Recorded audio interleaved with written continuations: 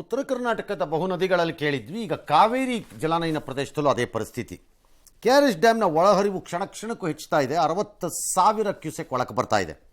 ಕಾರಣ ಹೇಮಾವತಿಯವರಿಂದ ಬಿಡ್ತಾ ಇದ್ದಾರೆ. 70,000 ನದಿ ಕ್ಯೂಸೆಕನ್ನು ನದಿಗೆ ಬಿಟ್ಟುಬಿಟ್ಟಿದ್ದಾರೆ. ಈಗ ರಾತ್ರಿ ಕಳೆಯೋದ್ರ ನಂತರ ಮುಂಜಾನೆ ಒಳಗಡೆಯಲ್ಲಿ 1,00,000ದಿಂದ 1,50,000 ಒಳಗಡೆ ಬಿಡಬಹುದು ಅಂತ ಹೇಳ್ತಿದ್ದಾರೆ. ಇದೆಲ್ಲ ರೆಕಾರ್ಡ್ಗಳು. ಒಂಥರ ನದಿ ಪಾತ್ರದ ರಕ್ಷಣಾ ರಂಗನತಿಟ್ಟು ಪಕ್ಷಿಧಾಮ ಇದೆಲ್ಲ ಮುಳುಗಡೆ ಆಗೋ ಆತಂಕ ಇದೆ. ಅದು ಮುಳುಗಡೆ ಆಗಿರೋದನ್ನೇ ನೋಡಿದ್ದೀವಿ ನಾವು. ಇನ್ನು ಆತಂಕ ಏನು. ಕೊಡಗಿನಲ್ಲಿ ಮಳೆ ಜೋರಾಗ್ಬಿಟ್ಟಿದೆ. ಹಾರಂಗಿನಲ್ಲಿ ಅಲ್ಲೂ ಜೋರಾಗಿ ಮಳೆ ನೀರು ಹೊರಗೆ ಬರ್ತಾನೆ ಇದೆ ವಿಪರೀತವಾಗಿ. ಸೊ ಭಾಳ ಕಡೆ ಅರಸೀಕೆರೆ ಚನ್ನರಾಯಪಟ್ಟಣಲೆಲ್ಲ ಶಾಲೆ ಕಾಲೇಜುಗಳಿಗೆಲ್ಲ ರಜಾ ಕೊಟ್ಕೊಂಡಿದ್ದಾರೆ. ಹೇಮಾವತಿಲಿ ಒಂದು 56,000 ಹೊರಗೆ ಬಿಟ್ಟಿದ್ದಾರೆ. ಒಳಕ್ಕೆ ಹೊರಕ್ಕೊಂದು 65,000 ಬಿಟ್ಟಿದ್ದಾರೆ. ಪರಿಣಾಮ KRSಗೆ ಬರುತ್ತೆ, ಪ್ಲಸ್ ಹಾರಂಗಿ ಆ್ಯಡ್ ಆಗುತ್ತೆ, ಪ್ಲಸ್ ಮಧ್ಯದಲ್ಲಿ ಕಾವೇರಿ ಜಲಾನಯನ ಪ್ರದೇಶದ ಅದೊಂದು ಆ್ಯಡ್ ಆಗುತ್ತೆ. ಹಾಗಾಗಿ ಅದು 1,00,000 ಹೊಟ್ಟೋಗ್ಬಿಟ್ಟಿದೆ ಈಗ KRS. ಏನೇನಾಗತ್ತೋ ಗೊತ್ತಿಲ್ಲ. ಈ ಮಧ್ಯೆ ಕೇಂದ್ರ ಜಲಶಕ್ತಿ ಸಚಿವ CR ಪಾಟೀಲ್ರನ್ನ ತಮಿಳುನಾಡು ಜಲಸಂಪನ್ಮೂಲ ಸಚಿವ ದೊರೈಮುರುಗನ್ ಭೇಟಿಯಾಗಿ ಮೇಕೆದಾಟು ಯೋಜನೆಗೆ ಅನುಮತಿ ಕೊಡಬೇಡಿ ಅಂತ ಒತ್ತಾಯಿಸಿದ್ದಾರೆ. ಆಗ ರಾಜ್ಯ ಖಾತೆ ಸಚಿವ ಜಲಶಕ್ತಿಗೆ ಸೋಮಣ್ಣವರು ಅಲ್ಲೇ ಇದ್ದರಂತೆ. ಬಟ್ ಅವರೊಂದು ಮನವಿ ಕೊಟ್ಟರು. ಅವರು ಮಂತ್ರಿಯಾಗಿ ಸ್ವೀಕಾರ ಮಾಡಿರ್ತಾರೆ, ಆಲ್ ರೈಟ್ ಅಂತ. ಬಟ್ ನನ್ನ ಪಾಯಿಂಟ್ ಅದಲ್ಲ. DK ಏನಂತಾರೆ, ಇಂಡಿಯಾ INDIA ಭಾರತವನ್ನು ಒಟ್ಟು ಮಾಡಿಬಿಡತ್ತೆ. ಒಟ್ಟು ಮಾಡ್ರಪ್ಪ. ಆವಾಗ DK ನಾವು ಹೇಳಿದ್ರೆ ಕೇಳಲಿಲ್ಲ. ಆಗಲ್ರಪ್ಪ, ಅವ್ರು ಬಿಡಲ್ಲ. ಅದಕ್ಕೆ ನಿಮಗೆ ಅವ್ರು ಆಗಲ್ಲ. ಅದು ನೀವು ಏನು ಮಾಡಿದ್ರು ಆಗಲ್ಲ. ಅದು ಮಾತಾಡಿ ಬಗೆಹರಿಸ್ಕೊಳ್ಳಿ. ಕೇಂದ್ರ ಕೊಟ್ಬಿಟ್ರೆ ಆಗ್ಬಿಡುತ್ತೆ. ಎಲ್ಲ ಆಗ್ಬಿಡುತ್ತೆ. ಈಗ ಎಲ್ಲಿ ದೊರೈ ಮುರುಗನ್ ಸೋನಿಯಾ ಗಾಂಧಿಗೆ ಸ್ಟಾಲಿನ್ ಒಂದು ಫೋನ್ ಹಾಕಿಸ್ಬೇಕು ಅಂತಾನೆ. ದೊರೈ ಮುರುಗನ್ ಸರಿ ಇಲ್ಲ, ಡಿಸ್ಮಿಸ್ ಮಾಡ್ರಿ ಅಂತ ಹೇಳಬೇಕು ಅಂತ ಸುಪ್ರೀಂ ಕೋರ್ಟ್ಗೆ ಎಷ್ಟು ಬೇಗ ಆಗುತ್ತೆ ಈ ಮ್ಯಾಟರ್ನ ದೇಶದ ಹಿತಾಸಕ್ತಿ ವಿಚಾರದಲ್ಲಿ ತೊಗೊಂಡೋಗೋಕೆ ಟ್ರೈ ಮಾಡಿ. ಎಷ್ಟು ಬೇಗ ಆಗುತ್ತೆ ಅಷ್ಟು ಬೇಗ ತಗೊಂಡೋಗಿ ಅದು ಎಷ್ಟು ವರ್ಷ ಆಗುತ್ತೋ ಆ ಸುಪ್ರೀಂ ಕೋರ್ಟಲ್ಲಿ ಒಂದು ಇತ್ಯರ್ಥ ಮಾಡಿಸ್ಕೋಬೇಕಷ್ಟೆ. ಎಸ್. ಕರಾವಳಿಯಲ್ಲಿ ಮಳೆರಾಯ ಆರ್ಭಟಿಸ್ತಾ ಇದ್ದಾನೆ. ಬಂಟ್ವಾಳದ ಪಾಣೆಮಂಗಳೂರು ನೇತ್ರಾವತಿ ನದಿ ಉಕ್ಕಿ ಹರಿತಾ ಇದೆ. ಮತ್ತಷ್ಟು ಮಳೆಯಾಗುವ ಮುನ್ಸೂಚನೆ ಕೊಡಲಾಗಿದೆ. ಉಡುಪಿಯಲ್ಲಿ ಗಾಳಿ ಮಳೆ, ಧಾರಾಕಾರ ಮಳೆಯ ಮುನ್ಸೂಚನೆ ಕೊಟ್ಟಿದ್ದಾರೆ. ಚಿಕ್ಕಮಗಳೂರಿನ ಕಳಸಾ ಹೊರನಾಡು ಸಂಪರ್ಕ ಹೆಬ್ಬಾಳೆ ಸೇತುವೆ ಮುಳುಗಡೆಯಾಗಿದೆ. ಹೊರನಾಡು ಅನ್ನಪೂರ್ಣೇಶ್ವರಿ ದೇಗುಲದ ಮಾರ್ಗ ಬಂದಾಗಿದೆ. ಆದರೂ ದುಸ್ಸಾಹಸಕ್ಕೆ ಕೆಲವರು ಮುಂದಾಗಿದ್ದು ಜೀಪ್ ಒಂದು ಗ್ರೇಟ್ ಎಸ್ಕೇಪ್ ಆಗಿದೆ. ಶಿವಮೊಗ್ಗದಲ್ಲೂ ಮಳೆಯ ಆರ್ಭಟ ಮುಂದುವರೆದಿದೆ. ಸಾಗರ ತಾಲೂಕಿನ ಲಿಂಗನಮಕ್ಕಿ ಜಲಾಶಯಕ್ಕೆ 53,000 ಕ್ಯೂಸೆಕ್ ನೀರು ಬಂದಿದೆ. 2,000 ಕ್ಯೂಸೆಕ್ ಹೊರಗೆ ಬಿಟ್ಟಿದ್ದಾರೆ. ಇನ್ನು ಚಿಕ್ಕಮಗಳೂರಿನ ಹಲವು ಕಡೆಗಳಲ್ಲಿ ಶಾಲೆಗಳಿಗೆ ರಜೆಯನ್ನು ಕೊಟ್ಟಿದ್ದಾರೆ. ಮಲೆನಾಡಿನ ಮಳೆಯಿಂದಾಗಿ ಕೊಪ್ಪಳದ ತುಂಗಭದ್ರಾ ಜಲಾಶಯ ಭರ್ತಿಯಾಗಿದೆ. ಕೇವಲ 3.5 TMC ಮಾತ್ರ ಬಾಕಿ ಉಳ್ಕೊಂಡಿದೆ. 85,000 ಕ್ಯೂಸೆಕ್ ಒಳಹರಿವಿದ್ದು ಅಷ್ಟೇ ಪ್ರಮಾಣದ ನೀರನ್ನು ಹೊರಗೆ ಬಿಡ್ತಾ ಇದ್ದಾರೆ. ನದಿ ಪಾತ್ರದ ಗ್ರಾಮಗಳಲ್ಲಿ ಡಂಗೂರ ಸಾರಿ ಎಚ್ಚರಿಕೆ ಕೊಡ್ತಾ ಇದ್ದಾರೆ. ಹಂಪಿಯ ಕೆಲ ಸ್ಮಾರಕಗಳು ಮುಳುಗಡೆಯಾಗಿವೆ.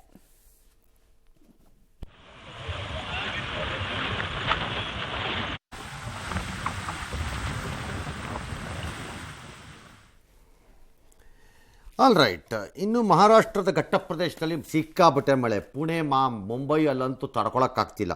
ಸತಾರ ಅಲ್ಲೆಲ್ಲ 105 TMC ಸಾಮರ್ಥ್ಯದ ಕೊಯ್ನಾ ಜಲಾಶಯ 80ರಷ್ಟು ಭರ್ತಿಯಾಗಿದೆ. ಆದ ತಕ್ಷಣ ರಿಲೀಸ್ ಆಗತ್ತೆ ನೀರು. ಕೃಷ್ಣಾ ನದಿಗೆ ಈಗಾಗಲೇ 2.5 ಲಕ್ಷ ಕ್ಯೂಸೆಕ್ ಬರ್ತಾ ಇದೆ. ಡ್ಯಾಮ್ನಿಂದ ಒಂದು 11,000 ಬಿಟ್ಟಿದ್ದಾರೆ. ಅದನ್ನು ಬಿಟ್ಬಿಡ್ತಾರೆ ಅವ್ರು ಬೇಗ ಬೇಗ. ಇದೇ ಥರ ವಿಪರೀತ ಮಳೆ ಎಲ್ಲ ಕಡೆ ರೋಡಲ್ಲೆಲ್ಲ. ಜನ ಒಂದು ಕೆಲವು ಕಡೆ ಎಲ್ಲ ಹುಚ್ಚಾಟ ಆಡ್ತಿದ್ರಂತೆ. ಪೊಲೀಸ್ನವರು ಸ್ವಲ್ಪ ಚಳಿ ಇದೆ, ಮೈ ಬೆಚ್ಚಿಗೆ ಮಾಡ್ಕೊಳ್ಳಿ ಅಂತ ಒಂದು ಸ್ವಲ್ಪ ಬೆತ್ತನ ಎತ್ತಿ ಬೀಸಿದ್ದಾರೆ. ಹಾಗೇನಾದ್ರು ಸ್ವಲ್ಪ ಮೈ ಎಲ್ಲ ಬಿಸಿ ಆಗಲಿ, ಚಳಿ ಅಲ್ವಾ ಮಳೆ ಗೀಳೆ ಎಂದಾಗ. ಹಂಗಾಗಿ ಒಂಚೂರು ಮೈ ಬಿಸಿ ಆದರೆ ವಾರ್ಮ್ ಅಪ್ ಆಗ್ಬೋದಲ್ಲ. ಅದಕ್ಕೆ ಪೊಲೀಸ್ನವ್ರು ಸ್ವಲ್ಪ ವಾರ್ಮ್ ಅಪ್ ಮಾಡಿಸಿದ್ದಾರೆ ಕೆಲವು ಕಡೆ ಎಲ್ಲ. ಚೆನ್ನಾಗೇ ಮಾಡಿ ಅದನ್ನು. ವಿಜಯಪುರದ ಆಲಮಟ್ಟಿಗೆ 2 ಲಕ್ಷ ಬರ್ತಿದೆ, 3 ಲಕ್ಷ ಬಿಟ್ಟಿದ್ದಾರೆ. ಅಯ್ಯಪ್ಪ. ಯಾದಗಿರಿಗೆ ನಾರಾಯಣಪುರ ಡ್ಯಾಮ್ಗೆ 2.5 ಲಕ್ಷ ಒಳಕ್ಕೆ ಬಂದು ಅಲ್ಲೂ 3 ಲಕ್ಷ ಬಿಡ್ತಾ ಇದ್ದಾರೆ.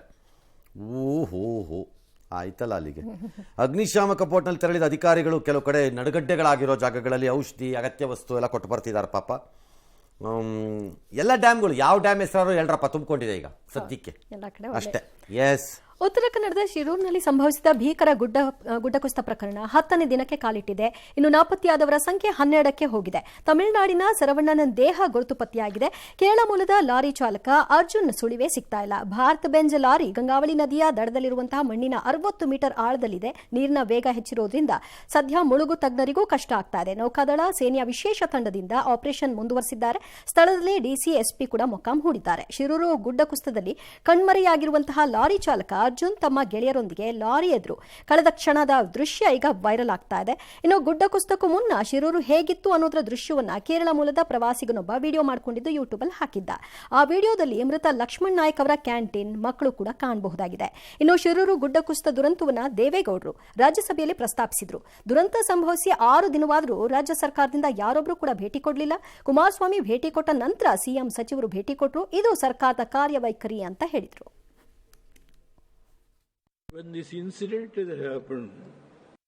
ಒಂದು ನಮಗೆ ಇನಿಷಿಯಲ್ ಒಂದು ಪಾಯಿಂಟ್ ಸಿಕ್ತು, ನದಿನಲ್ಲಿ ಅಷ್ಟು ಕರೆಂಟ್ ಇರೋದ್ರಿಂದ ಆ ಗಾಡಿ ಇನ್ನೂ ಕೂಡ ಮೂವ್ ಆಗಿರ್ಬೋದು ಅಂತ.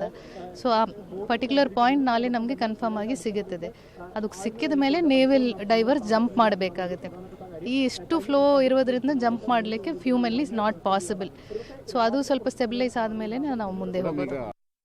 When this incident happened, so only Union Minister went there with all these organizations.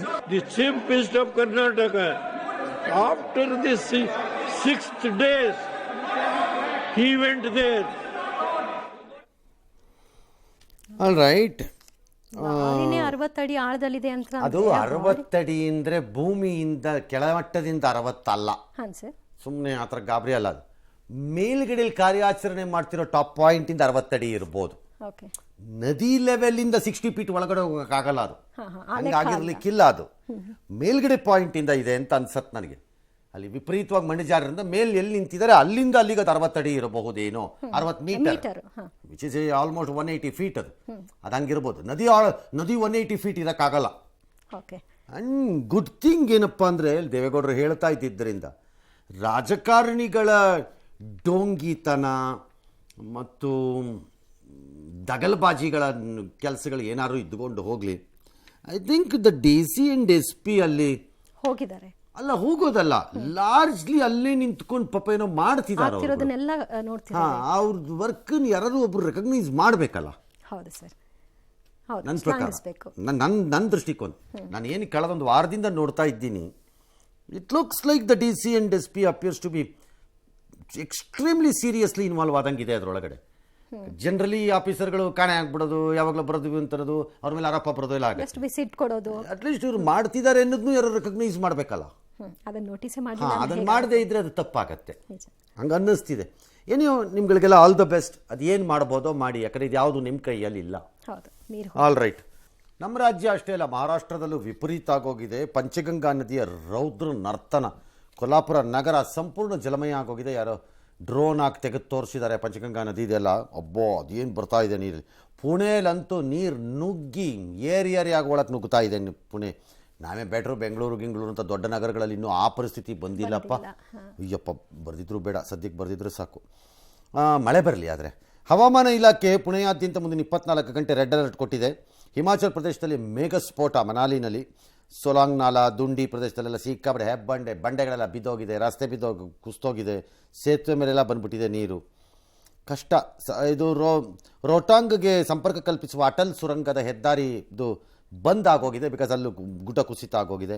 ಮಂಡಿನಲ್ಲೆಲ್ಲ ಸಿಕ್ಕಾಪಟ್ಟೆ ಕಷ್ಟಪಡ್ತಿದ್ದಾರೆ ಸ್ಥಳೀಯರು, ಪ್ರವಾಸಿಗರು ಎಲ್ಲ ಕಡೆ. ಯೆಲ್ಲೋ ಅಲರ್ಟು, ರೆಡ್ ಅಲರ್ಟು, ಸಿಕ್ಕಿದ ಅಲರ್ಟ್ ಎಲ್ಲ ಕೊಡ್ತಾ ಇದ್ದಾರೆ ಎಲ್ಲ ಕಡೆ. ಪ್ರವಾಹ ಪರಿಸ್ಥಿತಿ ಎಲ್ಲಿಗೆ ಹೋಗುತ್ತೋ ಏನೋ. ಆದರೂ ದೊರೆ ಮುರುಗನ್ ಹೇಳ್ತಾರೆ, ಕಟ್ಬೇಡಿ ಯಾವ್ದು ನೀರು ಸಮುದ್ರಕ್ಕೆ ಹೋಗ್ಲಿ ಅಂತ. ಸಮುದ್ರಕ್ಕೆ ಹೋಗ್ಲಿ. ಅಮೆರಿಕ ಅಧ್ಯಕ್ಷೀಯ ಚುನಾವಣೆಯಿಂದ ಹಿಂದೆ ಸರಿದ ಬಗ್ಗೆ ಅಧ್ಯಕ್ಷ ಜೋ ಬೈಡನ್ ಮೊದಲ ಬಾರಿಗೆ ಪ್ರತಿಕ್ರಿಯೆಯನ್ನು ಕೊಟ್ಟಿದ್ದಾರೆ. ಹೊಸ ಪೀಳಿಗೆಯನ್ನು ಬೆಳಕಿಗೆ ತರುವ ಮುಖ್ಯ ಉದ್ದೇಶ, ಹಾಗಾಗಿ ನಾನು ಈ ನಿರ್ಧಾರ ತೆಗೆದುಕೊಂಡಿದ್ದೀನಿ. ಪಕ್ಷ ಮತ್ತು ದೇಶವನ್ನು ಒಗ್ಗೂಡಿಸಲು 2024ರ ಚುನಾವಣೆಯಿಂದ ಹೊರಕ್ಕೆ ಬಂದಿದ್ದೀನಿ ಅಂತ ಹೇಳಿದ್ದಾರೆ. ಪ್ರಜಾಪ್ರಭುತ್ವ ಅಪಾಯದಲ್ಲಿದೆ, ಅದರ ರಕ್ಷಣೆ ಆಗಬೇಕಿದೆ ಅಂತ ಕೂಡ ತಿಳಿಸಿದ್ದಾರೆ. ಇನ್ನು ಡೆಮಾಕ್ರೆಟಿಕ್ ಪಕ್ಷದ ಅಭ್ಯರ್ಥಿ ಕಮಲಾ ಹ್ಯಾರಿಸ್ ವಿರುದ್ಧ ಡೊನಾಲ್ಡ್ ಟ್ರಂಪ್ ವಾಗ್ದಾಳಿ ನಡೆಸಿ ಕಮಲಾ ಹ್ಯಾರಿಸ್ ಆಡಳಿತ ನಡೆಸಲು ಅನರ್ಹರಾಗಿದ್ದು ತೀವ್ರಗಾಮಿ ಎಡಪಂಥೀಯ ಮನೋಸ್ಥಿತಿಯವರು ಅಂತ ಟೀಕಿಸಿದ್ದಾರೆ. ಈ ಟ್ರಂಪ್ಗೆ ಪ್ರಪಂಚಕ್ಕೆ ನಾನು ಒಬ್ಬನೇ ಯೋಗ್ಯ ಅಂತ, ಉಳಿದವರೆಲ್ಲ ಅಯೋಗ್ಯರು ಅನ್ನೋತರ, ನಾನೊಬ್ಬನೇ ಸರಿ ಅಂತ ಅವ್ರಿಗೊಂಥರ ಇದು ಭ್ರಮೆ. ಏನೋ ಅದೊಂದು ಅವ್ರದ್ದು ಎಲೆಕ್ಷನ್ನು, ಅವ್ರ ದೇಶ ತೀರ್ಮಾನ ಮಾಡ್ತಾರೆ. ಬಟ್ ಅದಲ್ಲ ನಮಗೆ ಪಾಯಿಂಟ್. ಜೋ ಬೈಡನ್ನು ಪ್ರೆಸಿಡೆನ್ಷಿಯಲ್ ರೇಸಿಂದ ಸ್ಪರ್ಧೆಯಿಂದ ಹಿಂದಕ್ಕೆ ಸರಿದಿದ್ದು ಈಗ ಅವ್ರು ಕೊಡ್ತಿರೋ ಕಾರಣ ಇಲ್ಲದೆ ಇರ್ಬೋದು. ನಮ್ಗಳ ಪ್ರಕಾರದಲ್ಲಿ ಅದು ಆರೋಗ್ಯ ಮತ್ತು ವಯಸ್ಸು. ಬಟ್ ಅವ್ರು ಈ ರೀಸನ್ ಕೊಡ್ತಿದ್ದಾರೆ. ಹಾಗಾಗಿ ಹೌದಪ್ಪ ಅಂತ ಅನ್ಕೊಳ್ಳೋಣ ಬೇಕಾರೆ. ನಮ್ಗೇನು ಸಮಸ್ಯೆ ಅಲ್ವಲ್ಲ ಅನ್ಕೊಂಡ್ರೆ ನಮ್ಗೇನು ಪ್ರಾಬ್ಲಮ್ ಇಲ್ವಲ್ಲ ಇಲ್ಲಿ. ಆದರೆ ಈ ಸಂದೇಶ ಇದೆಯಲ್ಲ, ಅದು ಏನು ಅಂದರೆ ಹೊಸ ಪೀಳಿಗೆಯನ್ನು ಬೆಳೆಸಲು. ಇಂಡಿಯಾಲಿ ತುಂಬ ಜನಕ್ಕೆ ಕೇಳಿಸೋದೇ ಇಲ್ಲಪ್ಪ, ಅವರೇ ಬೆಳಿಬೇಕು ಅಲ್ವಾ? ಸರ್. ಕೇಳೋದೇ ಇಲ್ಲ ಭಾಳ ಜನಕ್ಕೆ. ಜೋ ಬೈಡನ್ ತಾತನಂಥ ಪರಿಸ್ಥಿತಿಲಿ ಇರ್ತಾರೆ, ಇಲ್ಲಿ ಕೇಳೋದೇ ಇಲ್ಲ. seniority ಗೆ ಹೊಸ importance. ಪೀಳಿಗೆನ ಹಂಗಂದ್ರೆ ಅದೂ ಗೊತ್ತಿಲ್ಲ. ಓಕೆ, ಅಷ್ಟೇ. ಪ್ಯಾರಿಸ್ ಒಲಿಂಪಿಕ್ಸು ಪ್ರಾರಂಭ ನಾಳೆ ರಾತ್ರಿ 11 ಗಂಟೆಗೆ. 10,000 ಕ್ರೀಡಾಪಟುಗಳು. ನಮ್ಮಿಂದ ಒಂದು 117 ಜನ ಇದ್ದಾರೆ ಅಷ್ಟೇ. ನಮಗೆ ನಂಬರ್ ಇಂಪಾರ್ಟೆಂಟ್ ಅಲ್ರಪ್ಪ. 117 ಹೋಗಿ 25 ಮೆಡ್ಲ್ ಬಂದರೆ ಗ್ರೇಟ್ ಅಲ್ವೇ? ಹೌದು, ನಮ್ಗೆ ಅದೇ ಸಾಕು. ನಮಗೆ ಎಲ್ಲ ಮಾಡ್ತಿದ್ದಾರೆ, ಸಿಕ್ಕಾಪಟ್ಟೆ ಓಡಾಡ್ತಿದ್ದಾರೆ. ನಮ್ಮಲ್ಲಿ PV ಸಿಂಧು, ಟೇಬಲ್ ಟೆನ್ನಿಸ್ ಆಟಗಾರ ಶರತ್ ಕಮಲ್ ಅದನ್ನು ಮುನ್ನಡೆಸ್ತಾರೆ ನಮ್ಮ ತಂಡನ ಎಲ್ಲ.